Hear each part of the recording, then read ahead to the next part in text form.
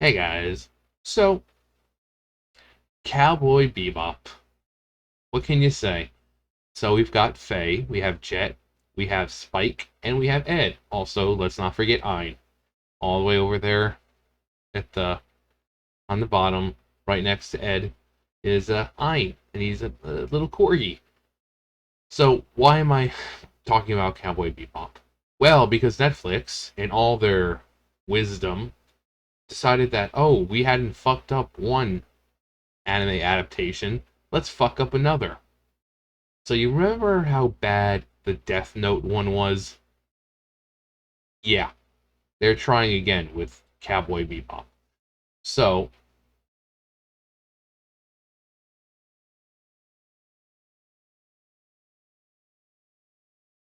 what? I mean, don't get me wrong. You can't go wrong. Absolutely adorable. I've always wanted a corgi too. But what the fuck?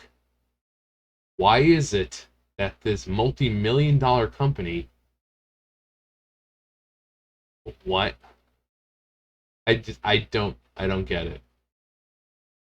I mean, John Cho as Spike, maybe, but what the fuck is this? What the fuck? Is it that hard to get Faye's look? In fact, I think even in the comments, people will bring up, you that's not official. That's just cosplay. And look how much closer to the source material it looks. Are they afraid of Faye looking sexy? I mean, because that's her whole shtick. She's sexy, and she uses that sexiness a lot to get what she needs. Spike, his hair looks like spikes. Um, just a humble bounty hunter, man. See if they have any more. Yeah, the fuck is this shit? The actress for Faye looks like her, but her outfit is horrible. No, she doesn't look like Faye. The actress has appeared topless in Mr. Roosevelt and Beware, scantily clad. She's not afraid to show skin. This is again an attack on male gaze. We can have shirtless Spike, but not sexy, anime accurate Faye. As you can see, she is there with her boobies out. Yeah, the travesty that is fucking Dragon Ball Evolution. This is Bulma, guys. You know, Bulma had blue hair, so we gave her a blue streak so you know it was Bulma.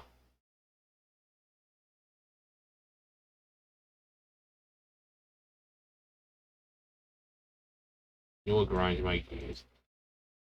But this, I mean, look at Faye. Huh.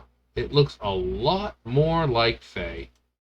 You know, she's got the hair a lot better. Got the yellow bandana there, or the headband. And then you have this.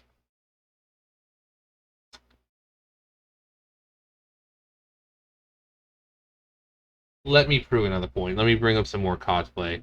I can't just like search it while I'm doing this because God only knows what kind of skin will be shown. So hang on, let me find some tame stuff. All right, so CBR is not one I usually go to, but uh, it's the best thing I could find right now. So we have Jet Black. Let's see. So you have this Jet right here, and remember, Jet's this kind of color. He's more. I mean, it's kind of shown that he is kind of black, but he's a lighter skin color compared to the super diversity version that we need to have. Which, whatever. I'm so used to this bull crap of them inserting color or something that's not really there. Uh, so whatever. But you can see, looks pretty cool. Edward, Ed, that Edward even got Ed right there. I mean, Ed's look isn't really that hard to pull off. You got the goggles. You got, I mean, her head. It's not really super complicated. Um, one of the funniest characters. I remember that episode. Let's get down. Jet Black, alternative suit. Looking snazzy. Got a little stuff on right there. Julia, fucking vicious. Faye Valentine. There we go. Compare that to that. Okay, so this is Faye Valentine in the Netflix adaptation. This is Faye Valentine in the anime. Is it really that hard to pull off? This is a cosplay that costs how much money? Maybe a couple hundred at most. This is a multi-million-dollar company.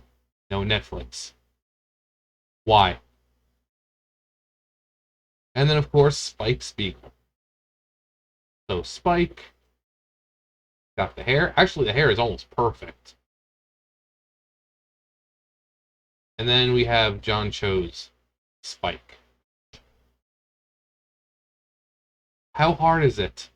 How hard is it to just faithfully do an adaptation?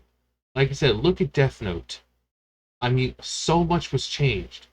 You had Light being a fucking pussy, being his last name instead of Yagami was Turner. They were in America. Mia was supposed to be the Misa alternative. She was complete, just despicable character. L became black for some reason. Ryuk, despite being voiced by William Dafoe, was short, stubby, instead of like tall, lanky, and menacing like the real Ryuk is. Not real Ryuk as in the real like real life. I'm saying in the anime. But how hard is it to just stick to the source material? These are people who are just cosplaying. They don't have multi-million dollars. And theirs gets a lot closer than Netflix. Netflix, do you have a problem? Now, there's some stuff on Netflix, like when it's Japanese, somewhat perfectly fine. I just watched, what was it, Rurouni Kenshin, the beginning. It was great. The characters looked like who they were supposed to. Their personalities were like what they were supposed to. And it was great. The action was great. You know, it was good. There are some great Death Note live action movies. Not in English, obviously.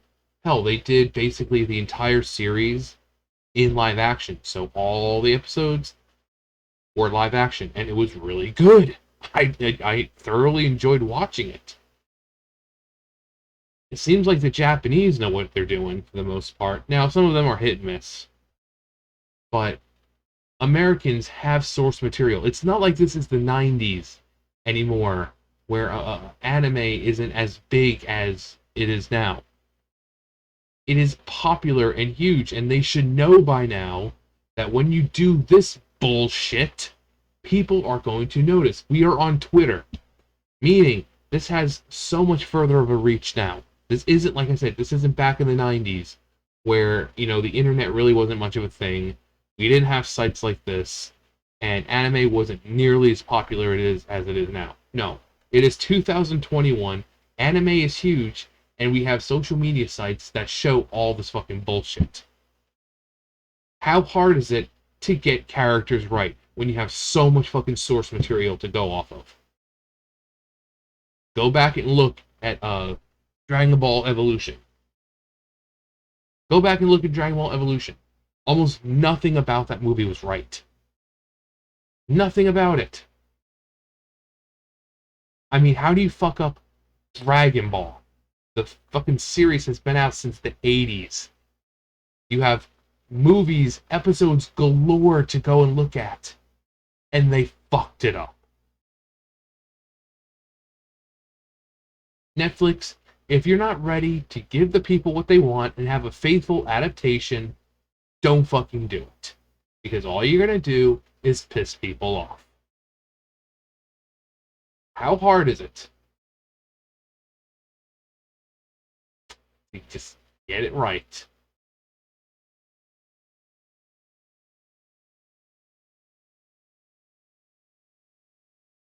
I mean,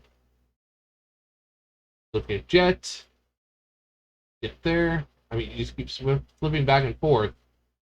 This seems like it's the adaptation.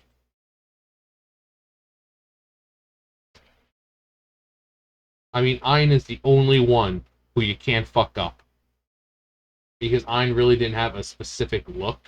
I mean, he was just a corgi. You can put any corgi, with the right colors, and it'll be fine.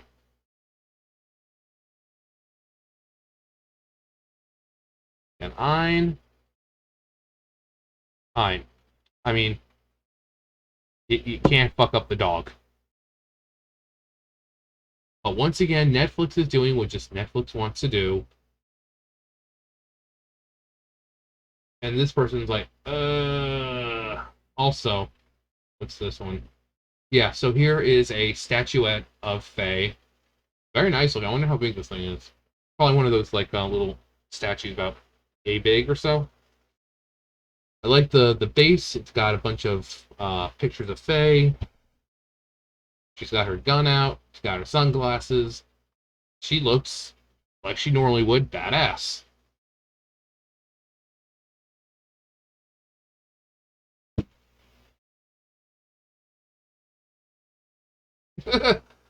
When Ein is more faithful to the source material than you.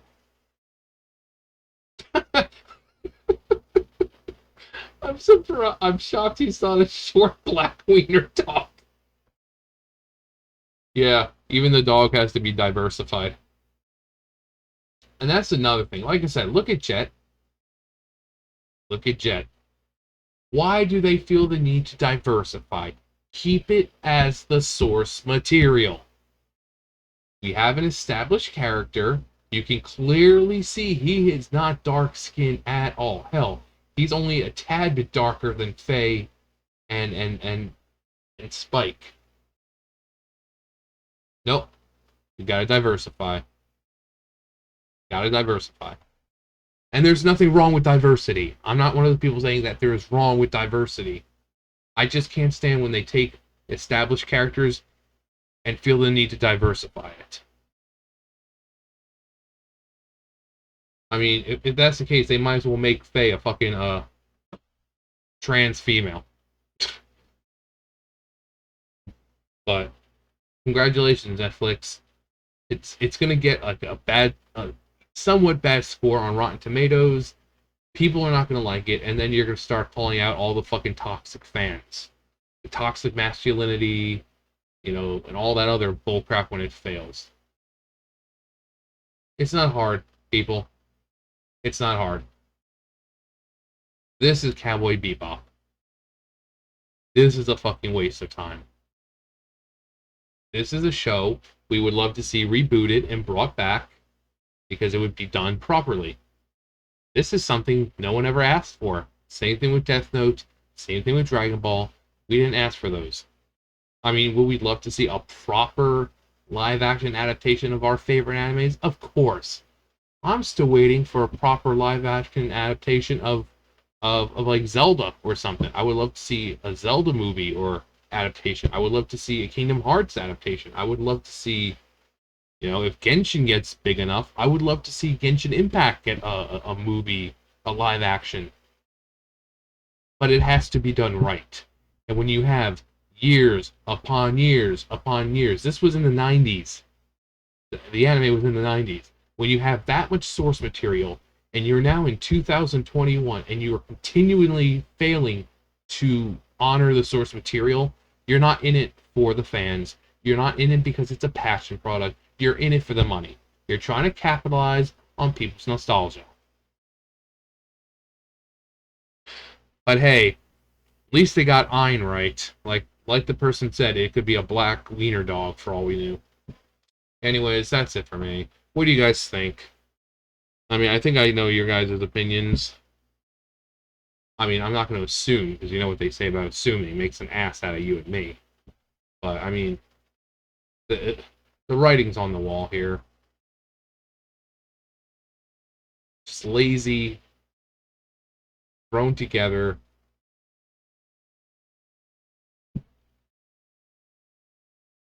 Anyways, that's going to do it for me. Thumbs up, thumbs down, comment, subscribe, all that great stuff. I'll see you guys next time. Bye, guys.